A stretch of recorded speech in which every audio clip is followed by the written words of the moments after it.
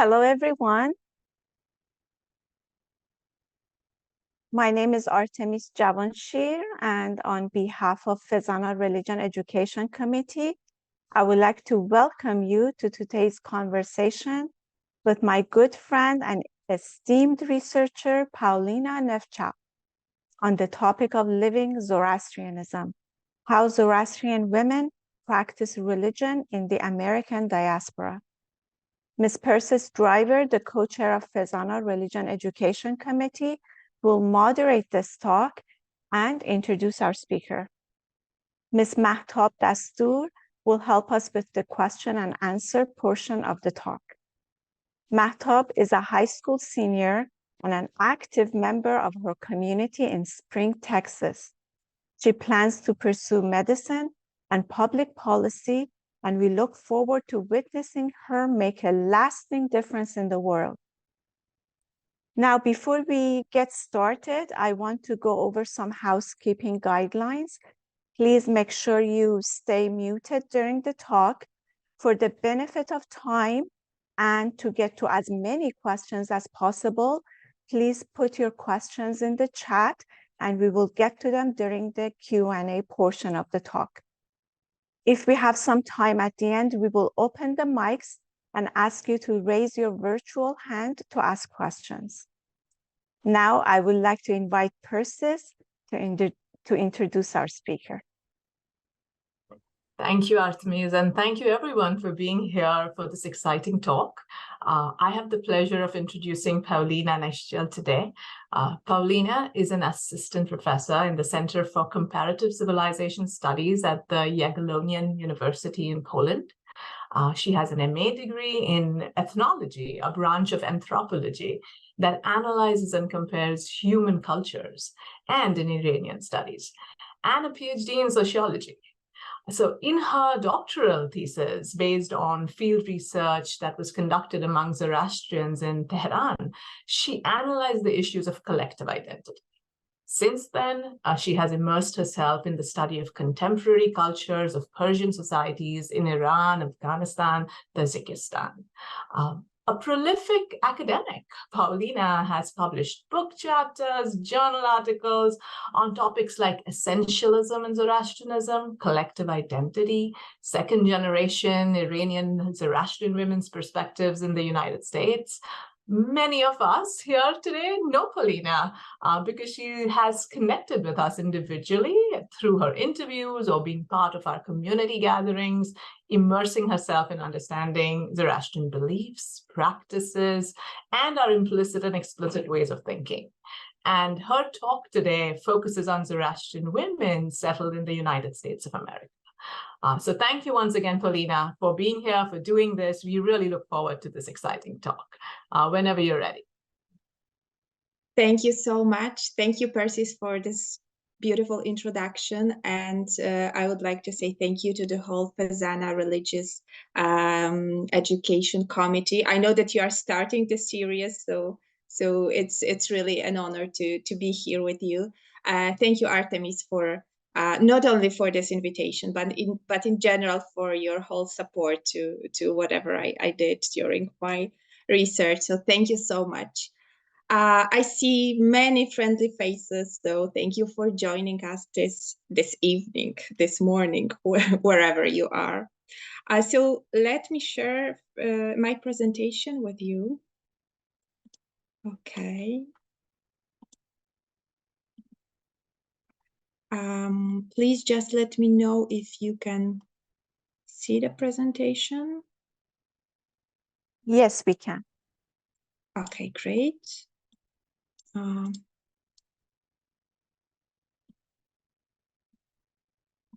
Okay, I think it's fine.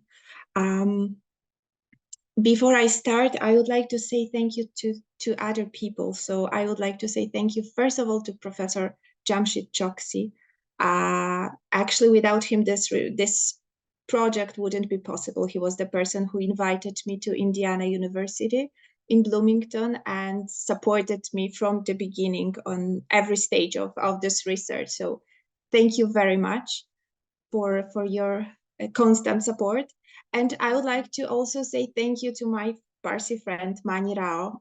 She's also here, and she was actually the person who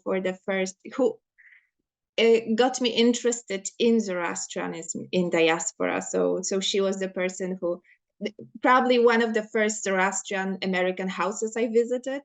And also she brought me to Zoroastrian Congress in Australia. So it was the beginning of my story with Zoroastrians in the diaspora. So Mani, thank you so much for your support and your friendship. So let me start, if you see the presentation, so we are on the right path. So I have to say at the beginning that unlike many researchers in the field of Zoroastrian studies, I'm not interested in religious texts or theological issues. I'm interested in people, what people do, how they practice religion in modern times. And I'm not going to be too academic in this talk, I hope, because I know that we have very different people in the audience, so I hope it will be interesting to anyone. My first encounter, as Persis already said, was... it was with Zoroastrians in Iran, where I was interested in how they maintain their identity in the context of Shia state. And you may be interested probably how it happened that I got interested in Zoroastrianism in diaspora. So let's have a look at this picture. Probably some of you know it. So this is a picture from a paper that was printed in FEZANA years ago, paper by Roshan Rivetna. It's not a very new picture, not a very new map, but because the survey was taken more than a decade ago. But it shows that the Zoroastrian centers have been shifting from traditional settlements to North America. And we see the growth here in North America. And when we think about Iran, we assume now that there are even fewer Zoroastrians there than in the US. So we don't have the latest estimations about the whole population in Iran, but it is usually said it's less than 15,000. What we have here, it may be about 11,000. So in Tehran itself, it's probably about 7,000 now. So it's a large demographic drop. So I believe that to understand modern Zoroastrianism, we have to have a look at what's going on in the diaspora. And that's the place where probably the future of this religion is. So another question you may have is why women? So let's say the 20th century brought great changes to women everywhere, in my country, in Iran, in India, in the United States. Our position is, of course, much higher than a century ago when women struggled to get education, to build their own careers, to have their own property, to vote, and so on. Today, we see a change. Professions, social roles, duties that were male-dominated, male-restricted, are now accessible to women. And this shift also challenges religions, including Zoroastrianism, of course. So Zoroastrian women today are active. They are actively involved in the development of local centers. They are also in the process of opening their way to the priesthood. There already have been female mobetiors, so female priest assistants.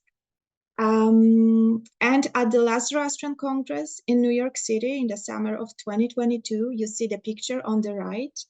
I observed a panel of female mobetiors, and women were full of hope that one day they will be allowed to the full priesthood. So if we have someone in the audience who doesn't know how it works, so let me just explain that to be a full priest in Zoroastrianism, you have to be born in a priestly family. But if you are a woman born in a priestly family, still you cannot become a priest. So women are those who actively change the face of religion, actively change the gendered patterns of religion, transforming the interpretation of religious tradition, and performing practices that used to be reserved for men. And they influence the way the religion is transmitted from generation to generation, because if they don't like something about the religion, they do not necessarily pass it on. And in mixed marriages, the number of which is growing, especially in America, if the father is a non-Zoroastrian, the transmission of Zoroastrianism is feminized. So traditionally it was impossible, but it is quite popular now. So this is why I believe that to fully understand modern Zoroastrianism, we must take a closer look at how women practice it. And I also have to say that being myself a woman, I knew that it would be much more efficient to conduct research among women. So it's easier to connect, it's easier to build a relationship, to share a story. And anthropology is mainly about sharing stories. So from this place, I really wanted to say thank you to all women who participated in the project. And I feel really privileged that I could listen to their stories, the stories they wanted to share with me. So what was the project? I traveled a lot. During this project, I used qualitative methods, so narrative interviewing, photo elicitation interviewing, participant observation, and I selected interviews through what we call snowball sampling techniques. So when you meet one person and then meet another person when you contact them. But I try to have diverse contacts to different people from different associations, personal contacts and advertisements, so to diverse the access to the community. And so I interviewed 2 generations of women, first generation immigrants, so women who came from Iran, India, and Parsi colonies to the US, and their daughters, so second generation immigrants. And I have to say that those women were had at least one parent from a traditional Zoroastrian family, but they were not necessarily initiated into religion. It is especially important when we talk about Iranian women, because some of them, even from traditional families, they not necessarily had the official initiation ceremony, but they still maintain their Zoroastrian identity. So it's important. So now when you know some facts about the project, I will introduce challenges that I believe shape the way Zoroastrianism is understood, is interpreted, and is practiced in the US. So let's have a look at this picture. This is Bakhtavar Desai. I think she was not able to join us today, but she was an amazing research manager, I would say, in her area, very supportive. And this was the very first event I participated in. Just 2 days after coming to the US for the research, she invited me to the Cincinnati Festival of Faith, where Zoroastrians had their display to show their religion to other people. So participating in interfaith events is an important strategy in the diaspora to overcome the lack of general recognition in American society. So we have a well-established community, Parsi community in India, and we have the community in Iran, which is also known to everyone because Zoroastrianism is a part of history. However, in the US, my interviewers shared with me the concern that they go to school, they send their children to school, they go to the university, and people are surprised who they are, and they say things about Zoroastrianism that are far from the reality. I cannot blame Americans that much, because at the beginning, when I was a student, I was also not aware that Zoroastrians were still around. But I can understand it as a difficult experience for Zoroastrians, and for some interviewees, informing the society about their religion and showing their customs to the outside world is an important part of their involvement in Zoroastrianism. Sometimes the most important, actually. So they use their energy here instead of engaging in religious practices, for example. It is worth recalling that in Zoroastrianism, daily prayers were intended for both genders, but it was considered most valuable for women to complete their domestic duties, so their work at home, including the religious education of children, it was placed as devotional act even before prayer for women. So I believe that the participation of modern women in community life instead of daily prayers may echo this, this assumption that sometimes it's more important to do something else than to pray.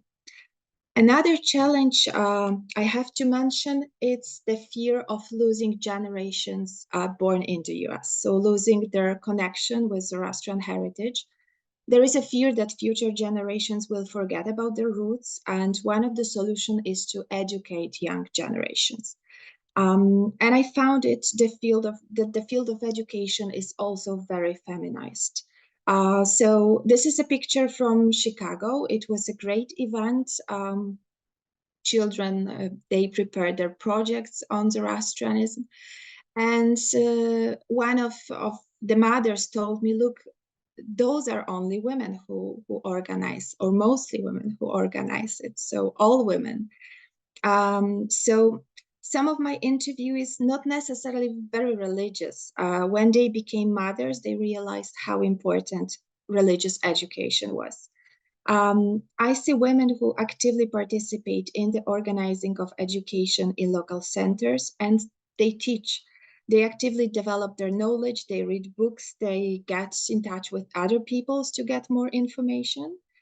And this is very interesting because often they don't have any training how to teach. So that's a challenge, but they decide to get involved for the sake of the next generations. And I remember one of them told me that she was always thinking of the young generation, concerned that they were scattered, getting married outside of the community, losing contact with the community. So she felt that she had to do something. So she engaged in teaching. So many very engaged women, and some of them choose contribution to community development as more meaningful to them than daily rituals. Another challenge is that in the diaspora, Parsi and Iranian Zoroastrians meet after centuries of, let's say, separation. They sometimes share facilities, they have to cooperate. It goes better or worse in different local communities. But what is interesting for me is a certain hybridization of religious practices. And I think it is the direction in which religion may go in the future. On this picture, you see on the left side, you see the Parsi home display. You see some elements from other Indian religions. And the one on the right side is purely Iranian.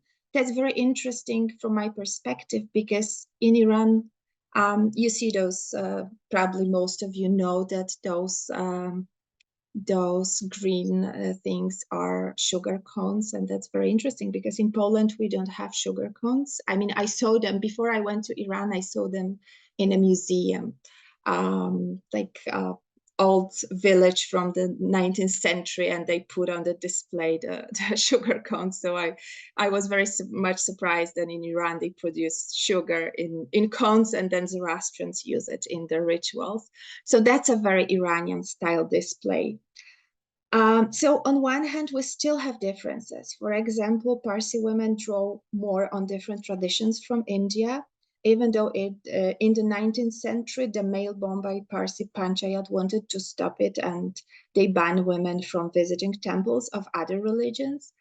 On the other hand, in the US, I met, for example, a few Parsi women who told me that now they set up the Haftzin table, which is an Iranian way of celebrating Iranian New Year in March. One of my interviewees told me that she was struggling very much because she didn't know actually what should be on the Haftzin table, what should be on the display, which way is Zoroastrian, not Muslim. But then she found her solution, and now it's her way of celebrating Nowruz. And the last challenge to be mentioned here concerns community boundaries. So I think it's a very good picture for that. It's one of the last issues of Chehranome, which is issued by California Zoroastrian Center, and it was actually devoted to this issue. So when we speak about identity, we have to consider how people imagine their own group, how they preserve their uniqueness, and how the community boundaries can be crossed. It means how someone new can be accepted into the community. So in Iran, after the Islamization, Zoroastrianism became what we could call an ethnic religion to some extent. So marrying a Muslim, a Zoroastrian had to accept Islam. The conversion of Muslims to Zoroastrianism was not allowed because apostasy from Islam was sin. It resulted in strengthening the boundaries and supported the necessity of being born as a Zoroastrian. It was not different in India, where the specific society based on caste division supported similar strategy. In the US, there are no such conditions. Religious affiliation is not legally regulated, and there are people interested in the religion who would like to join it. Some of my interviewees were in favor of admitting others to the community as a cure for the community decline faced in Iran and India, not to mention Pakistan, for example. The main argument was that the original message of Zoroaster was addressed to everyone. Other interviewees were afraid of losing their culture and specific ethnicity by admitting others. However, I have to say from my observations that local customs and languages are not necessarily important to the US-born Zoroastrians. One of my youngest interviewees, in fact, a person very involved in community activities, Zoroastrian community activities, told me that for her generation, ethnic differences are losing importance, and Zoroastrianism is mainly a religion. Some expect more spectacular temples than community centers built by first-generation immigrants.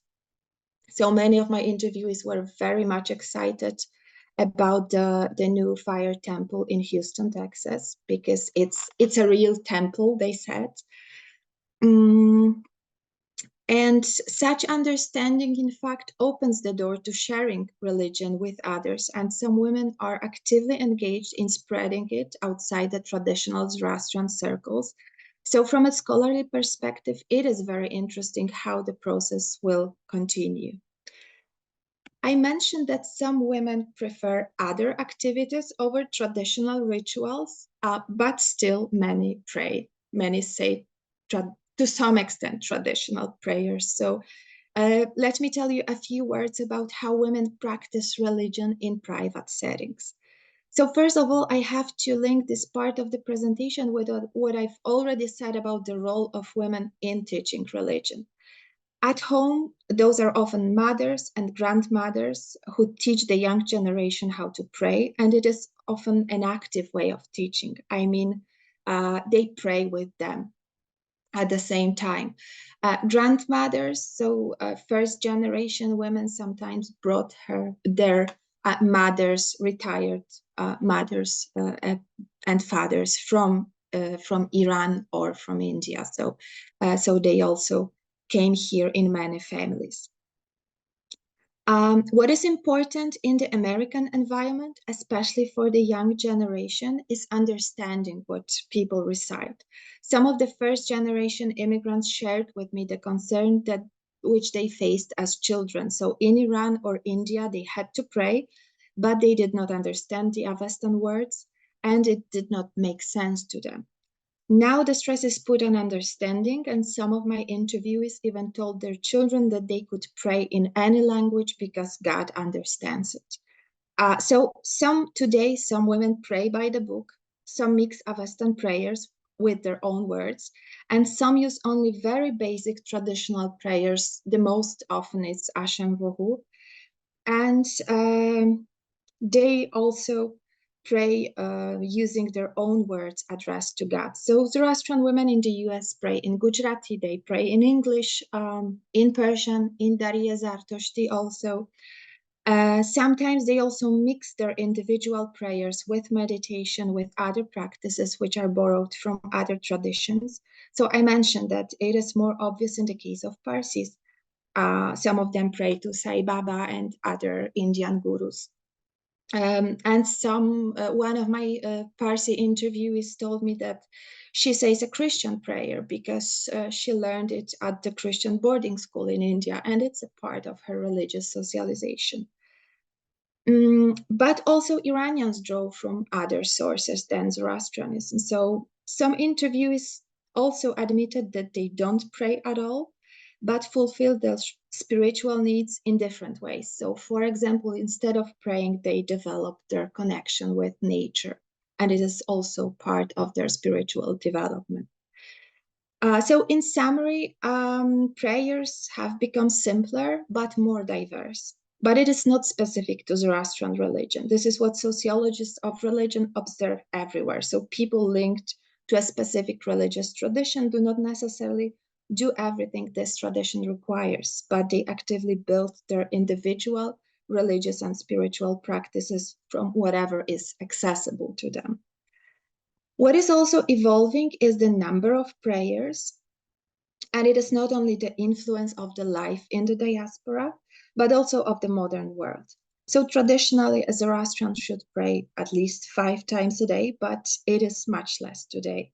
Prayers are rarely adjusted to a specific day on a ritual calendar and are more due to the need than to religious regulations. So often prayers are motivated not by the time of the day, but by the need to pray for the sake of someone who needs a prayer, to calm down the nerves, to cope with a stressing situation such as sickness in a family or difficult exam or stressing date, to find a solution for a problem. So very different problems depending on the age, on the needs of a person.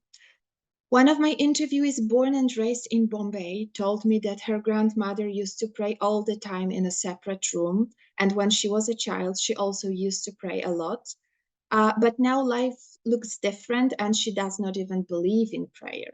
So she contributes her energy to the local Zoroastrian center, and that's her contribution to Zoroastrianism.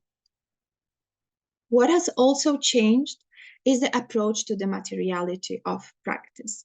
So in many houses, many women hosted me, many women invited me. I also wanted to see how they pray, if they have any special space to do this, what kind of religious objects they have.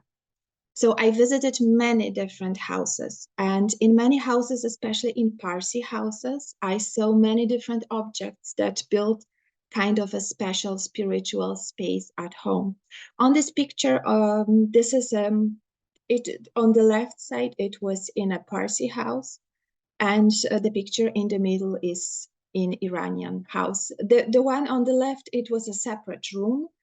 The one in the middle, it's just it was a corner in the living room, made as this spiritual space. But in fact, women don't necessarily pray in those places. So first of all, keeping the fire in American houses is considered dangerous. And women say they can pray anywhere. And one of the popular spaces is a car. So that's the one on the right. So it is, of course, something characteristic of our current reality. And there was research by Nancy Ammerman on how Americans practice religion, and it showed that they did it in different spaces, including cars. So it is not a Zoroastrian invention. It is something popular now when we spend so much time in cars. So many women told me that, you know, if I drive somewhere and it's I go on a highway and it's nothing happens, so I can spend my time to pray. Another popular place to pray is a bedroom, of course, because for many women, prayer is something to either start or end the day. So they do it in a bedroom, sometimes already lying in bed to fall asleep. So of course, if you pray in a car or if you pray in a shower, if you pray in a bed, you don't use the objects because you don't need a special space and you don't use any specific objects. And this also concerns sedre and koshti. So sedre and koshti that traditionally should be worn all the time, and the koshti should be untied and tied again during a prayer. Among modern Zoroastrians in general, they are less popular than they used to be. I say general because I mean also Iran and India. And but what makes them even less popular in the US, I would say, it's the limited accessibility. So you have to either find it online or someone brought it for you from Iran or India. So it's not that easy, especially if you don't live close to any Zoroastrian community.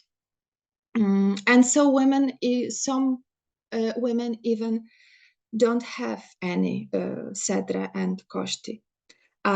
In addition, if you are in Iran and you have to obey the hijab rules, so you have to cover yourself, no one sees if you have your koshti under it. And a few of my interviewees who had moved from Iran to the US told me that they used to wear sedra and koshti on daily basis in Iran, but they stopped here because here you don't cover yourself fully and you don't want other people to see it, especially if you live in California where it is hot and so you don't cover your body fully. So also some young interviewers told me that after the initiation ceremony, Sedra Pushi or Naujot, they were very excited. They prayed daily and they wore Sedra and Koshti all the time. But then at school, it became too much of a hassle. So it was difficult to change for a gym or to explain to other kids what it was. And also schoolmates laughed at them. So they stopped wearing Sedra and Koshti and they say they don't need to wear it. So it's not something that they feel it's a part of being a Zoroastrian.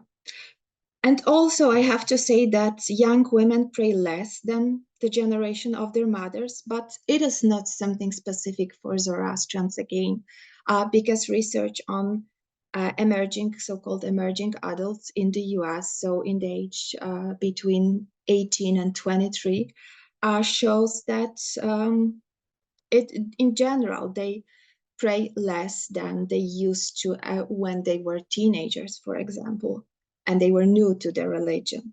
However, I have to say that a few of my interviewees told me that they pray more than their mothers. So it happens also that young people pray more. The issue of access to different religious materials in a new country of course, may be a problem. So I heard stories of women struggling to get this kind of beautiful Parsi tray that you see on the left picture.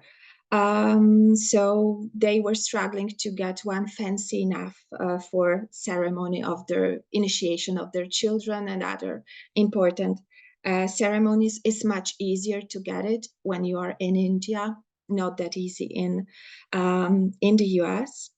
And if you live in a place where there is a Zoroastrian community, it's of course easier. So we have large communities in Texas, in different places in California, New York City, in Chicago. So it's easier to find this kind of religious objects there. I have to mention another issue that is actually linked to life close to a local Zoroastrian community. So it may be an important factor in socialization to religion. If you live somewhere else where you have to commute for hours, for example, to the center, you have to commute for hours to get your child for a Sunday class. So you don't do this that often. I remember one of my interviewees who grew up far from any Zoroastrian facilities. So when she went to college in a city with a Zoroastrian center, she was amazed that they had classes for children, they got together, and that finally she could be a part of a religious community. So I believe that family transmission is very important. That's what I observed. That it's probably the most basic thing if you think about maintaining religion and religious practices, but also this access to local communities is important and it makes a difference. So let's go back to the materiality of religion and the object. So on the picture on the right, you see another example of simplifying and changing the material aspect of religious practices. So this is a modern way to make esfando condor. So this is the incense used by Iranians to clean the atmosphere, to bless, to improve health, remove evil eye, so different interpretations. So this interviewee does not use a fancy vase to make it, just a pot, because it's easier. But the meaning of the practice is the same. And I have to say that the asfan, so the seeds she uses for this, she received as a gift from Iran, so not from here. She was given it as a gift. But I have to say also that this is a practice very unpopular among second generation immigrants. So first generation, yes, they do this, but not necessarily women born in the US. There are other traditional practices that used to be performed in the old countries, such as the one called Mushkil Asam, the one that covers telling a special story and is meant to help to solve problems. So this is a Parsi practice, but some of my young Parsi interviewees haven't even heard of it. So it is similar when it comes to the votive sofra. So for example, Sofraya Mushkil Gosho. So it is an Iranian equivalent of this practice. It is also not very popular, but I have to say that there are new practices. So it's worth mentioning, for example, retreats for women, which fulfill the need of calming down emotions, contributing to a common spiritual female experiences. So similar goals that were fulfilled by traditional Sofre gatherings. So new inventions that help Zoroastrian women to get together and calm down emotion and just talk. And the last thing I would like to mention is the approach to the female body. I think it's very important when we think about practicing Zoroastrianism, but it is a controversial issue in Zoroastrianism, controversial but important when we talk about religious practices. So traditionally, menstruating women were perceived as impure and not allowed to practice religion and stayed isolated in a separate room or building for a few days. Today, this issue is mainly limited to the fact that women should not attend prayers or enter religious sites. However, the idea of female impurity is very difficult to reconcile with modern worldview, with modern values such as gender equality. So women challenge this traditional view. Some interviewees told me how uncomfortable they felt as teenagers growing up in the Zoroastrian communities in America, when others constantly asked them if they were not menstruating when they wanted to enter the community prayer room, for example. And I also experienced this during my research, more in Iran than in the US, but still I can understand their feeling of embarrassment being constantly asked about it. So some women today, some women I spoke with, they rationalize it. They say it was important in the old days when women had no other opportunity to rest during menstruation. So it is one way to deal with a difficult topic to make it more rational, more appealing. Others say that they obey such rules only due to social pressure. But of course, there are women who do not obey the rules at all. So they do not necessarily tell others about it, but personally, they don't care. And for example, some women told me that they had known they would feel very badly not participating in prayers in memory of someone they loved and who passed away.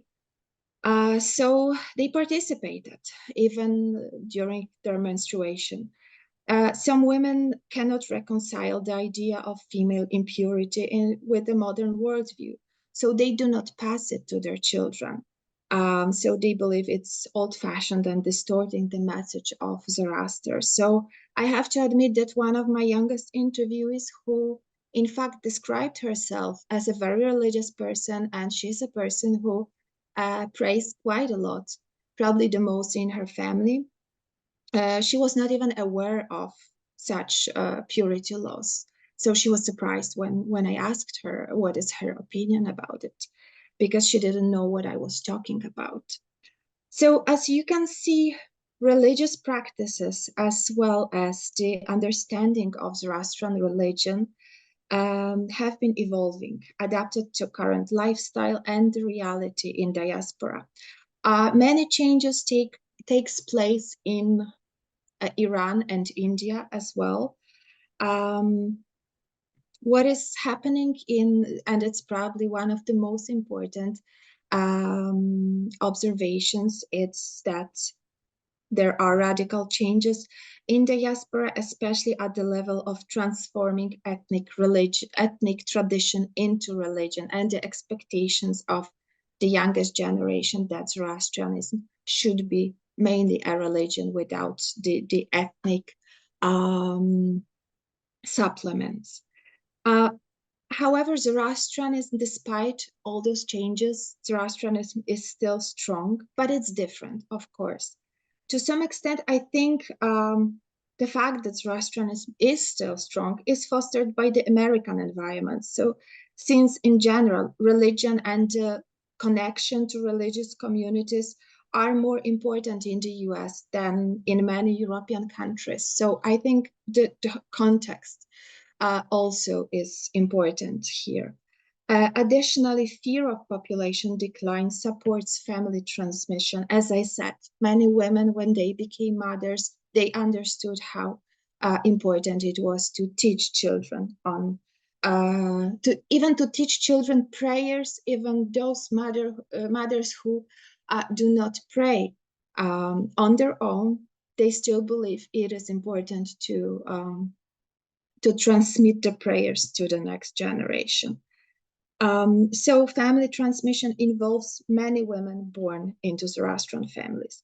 Through their engagement in education and teaching children how to pray, women on one side reproduce traditional gender roles inscribed in religion, but at the same time, by rejecting, for example, I said rejecting gendered purity laws, and other practices seen as too ritualistic or superstitious, they change Zoroastrianism, which is different because of the time is changing, but of course it's different because it's in the context of diaspora. I hope that maybe next year the book connected to my research will be published, but it's a very long process when you think about publication of academic book. Persis mentioned the article, Second Generation Iranian Zoroastrians. So that's the article which is the only scholarly publication on this project till now. It is in open access, so you can find it. Thank you so much. Thank you for listening. And if you have any questions, I hope I will be able to answer them.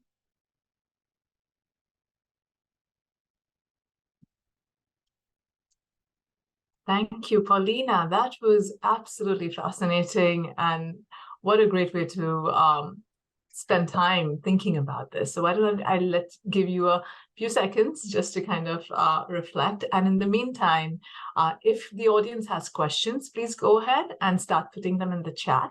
And I will do my best to get to every single one of them in the time that we have. Martha will be helping me do this as well.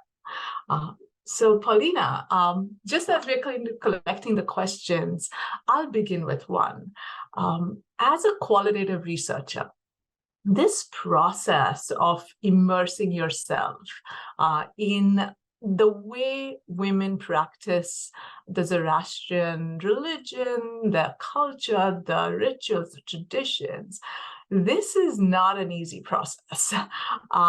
Would you like to share with us a little bit about what's this experience of doing this kind of work? What do how does that transform you, your thinking, your ideas? How does it challenge your own thinking? And what are the challenges to doing this kind of work? Thank you. That's a huge question, but a very important question, of course. It's Okay, so when I was in high school, I wanted to be an archaeologist, but then I realized that I'm more interested in people who are still alive than dead people. So that was a choice of cultural anthropology. So I really like to connect with people, and I think it's very valuable, to meet other people, to listen to their stories, to get to know their point of view. So that's something I really value in this work. But you're right that it's a challenge, and sometimes it's very difficult because you are far from the people, your family, from your friends and your environment, and you meet very different people.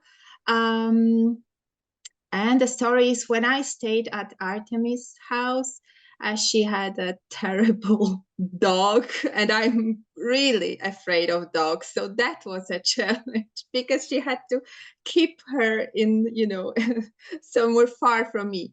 But honestly speaking, it's a work that sometimes it's very emotional also when people share stories with you, and it's something that always stays with you. So you have to be strong, and sometimes you just have your worst days, and you got sick, for example, because you cannot stand it anymore. So like like the whole emotions and everything. And I have to say that because I was involved in different research projects in Iran, in Tajikistan, Kyrgyzstan, so different places. And after a while, I just felt that now I want to do research among women only, because it's as I said at the beginning, it's easier to connect, but it's also more safe. I feel more comfortable. So I was asked many times, where are you going to make research among Zoroastrian men? So I don't know. I don't know. Yeah, but it's challenging. And of course, myself, I have to say, I'm not a very religious person. I was born and raised in a Roman Catholic family, but I'm not a religious person. So for me, personally, it's also very interesting how other people practice religion, what they do with their spirituality, how they develop it. So that's also very interesting. So a huge question. I don't know if I answer it, probably to an extent only. Absolutely, absolutely. Thank you for sharing that, because I know this process is just so immersive, and the researcher themselves are so important to this process as well. So a few questions from our chat. I think several individuals are really interested in understanding where they can access your work. I have a question here on whether you translated your first book on visiting Iranian Zoroastrians, and where can we find this published materials on this kind of field research that you've done?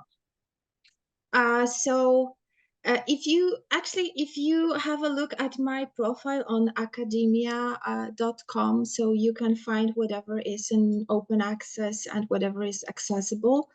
And the question about, so I hope that maybe one day FEZANA Religion Education Committee will invite me again, and then I will have a chance to talk about my research in Iran. The book was written in Polish, and I really wanted to get it translated, but I know it needs to be updated a bit, so it will be time consuming, and I still have no time to do this. So maybe if I will be done with this one and nothing new will attract me, then I will think of it, because I think it was really interesting. Maybe I shouldn't say so because it was my book, but I think it was quite interesting piece of research. Now it wouldn't be possible because of the situation in Iran, of course, but I did it years ago. So, and I think it would be very interesting. So I keep it in mind still. We have another question where someone's asking whether you can recommend some research literature on religious education of Zoroastrians from mixed families in North America and in India. I cannot think of any. I don't think there was. I don't think there was any research specific on mixed marriages. I don't think so. If there is anyone in the audience who knows something, so please correct me, but I don't think so. And just from my observations, I can say that it is very different in different families. It depends on so many factors, and it also depends on what is the religion and tradition of the non-Zoroastrian spouse. So yeah, so it would be very interesting to research this, but I don't think anyone has done something bigger on this issue. So definitely a future area for study.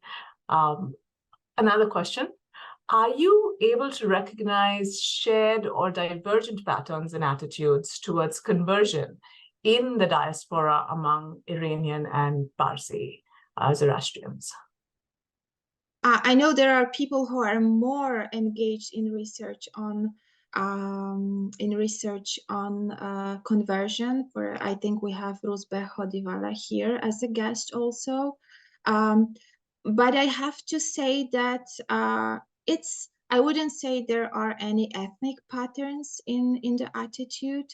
To some extent, okay, many people say Iranians are more open. And maybe statistically they are, but also among Iranians, there are people who come from conservative families who say that, you cannot allow any people into the community because it's different culture. And there are many people from Parsi community who are open, and there are priests who perform initiation ceremonies. So if we don't have statistics, I wouldn't like to talk about patterns, because I see it may be very different depending on the family tradition, depending on the community in which the person were raised. So in both communities, there are people who are okay with conversions. So one of the things that I was fascinated as I was listening to you was how you were talking about, when you talk about women and this genderized view of how religion is practiced, you talk about how women modify their practices when they're faced with certain limitations. Is that a pattern that you're noticing through these interviews, or does the limitations that are often placed on women sometimes push them away from the religion, from practicing the religion? It may happen. Of course, it may happen. And especially, I think, so the limitation that comes from India is that women especially women who are married to a non-Zoroastrian should not be a part of the community anymore. And I would say that probably this is the limitation put on women, that in the result, some of them, they just go far away from the community because they don't care of socialization of their children to Zoroastrianism, because they feel like the community doesn't want them. So even in the US, where it is possible to get children from mixed marriages initiated to the religion, they don't want to do this because they don't agree with this, the idea of them being worse than men who marry someone out of the community. So probably this is one of the things I would mention. But in other cases, women just want to change the religion. They want to, challenge the old values and traditions, and they try to change it. As I mentioned, the issue of menstruation. So for some women, it is the this shows that the religion is old-fashioned and discriminative against women. But some of them say no, we just have to change it, and we have to make religion more accessible to us and our daughters. So it can work both ways, in fact. Yeah. So Paulina, keeping the time in mind, I think I have a really important question that's asked in the chat as well. You mentioned in the beginning of your talk that you think quite a bit about the future of Zoroastrianism in the diaspora. Can you elaborate on that for us? What do you see happening in the future?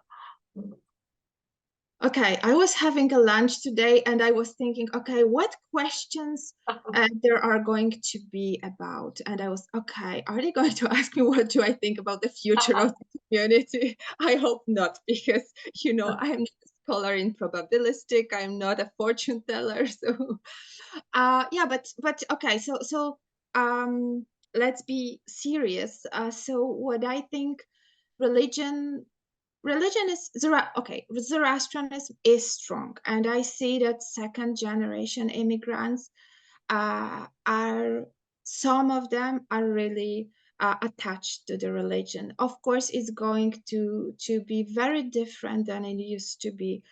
So they don't speak languages. They don't care about some of the customs that were important for their parents.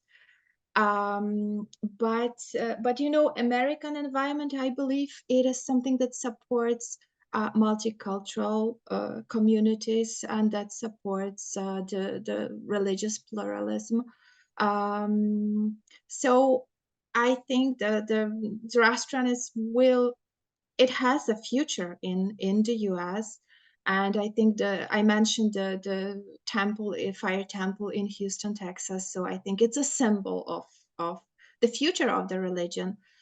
But of course, it will be different than it is in Iran and in India. So that's for sure. More religious, less ethnic. That's for sure, and probably more diverse. And of course, more diverse, not only when we think about practices, as I mentioned, but probably about the people who will, outsiders who are joining religion. They will probably change the face of religion as well. So I have to say that we have about 5 people here in Poland who are converts to Zoroastrianism also. So the way they practice is of course very different than it is in Iran or India, and it's different in the US as well. Mm-hmm, mm-hmm. Another interesting question is, did the women who you interviewed, did they mention anything about receiving more support from men and from other individuals in the community about their practices and their efforts to sort of modify, change the way they practice the religion? I would say yes, because they were proud of themselves. As I said, one of them told me, "Look, those are all women who are involved in the education." So on one hand, I would say that yes, they are proud that they are probably main people engaged in pushing the community forward. But at the same time, there is always an expectation of support from men, of course, of support from the other side. Yeah.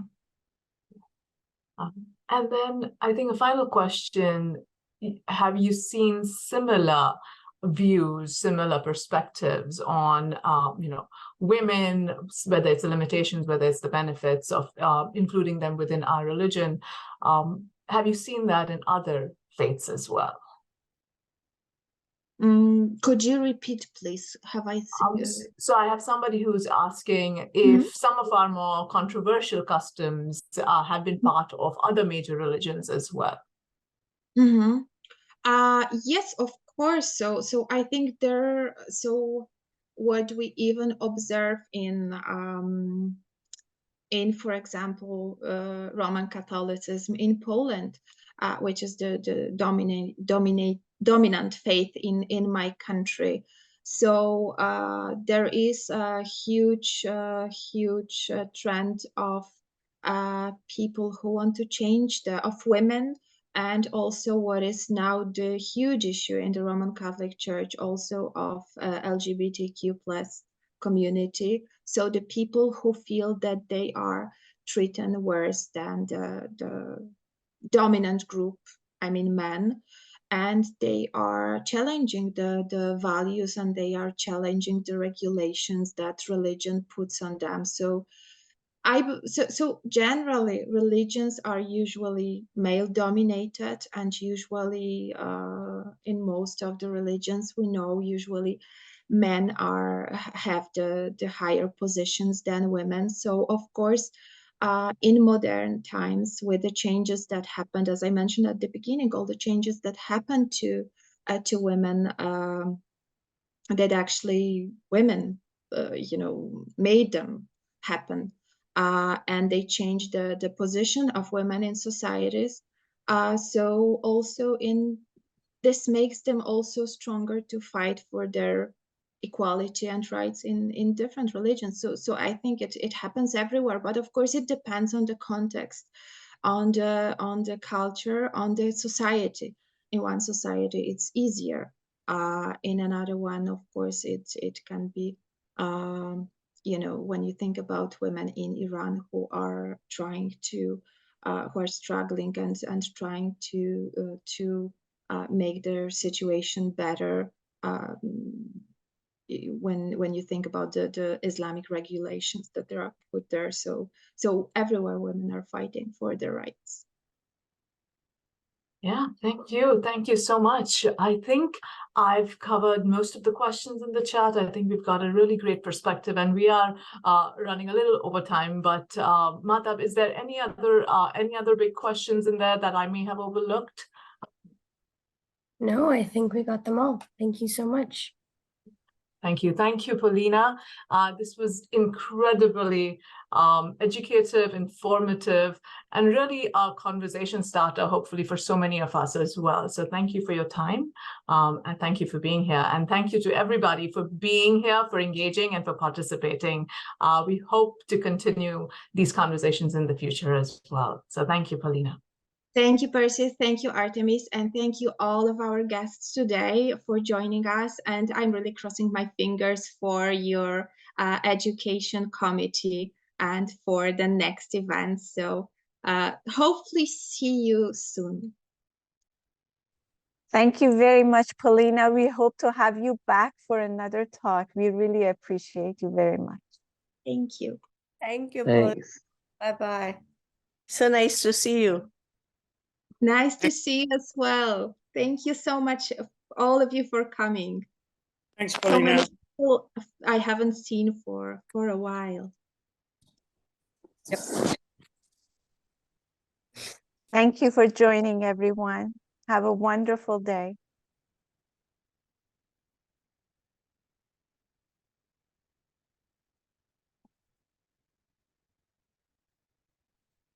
Thank you, Mahtab. You're awesome. Thank you, Mahtab. Of course, it was my pleasure. It was a wonderful session. Thank you.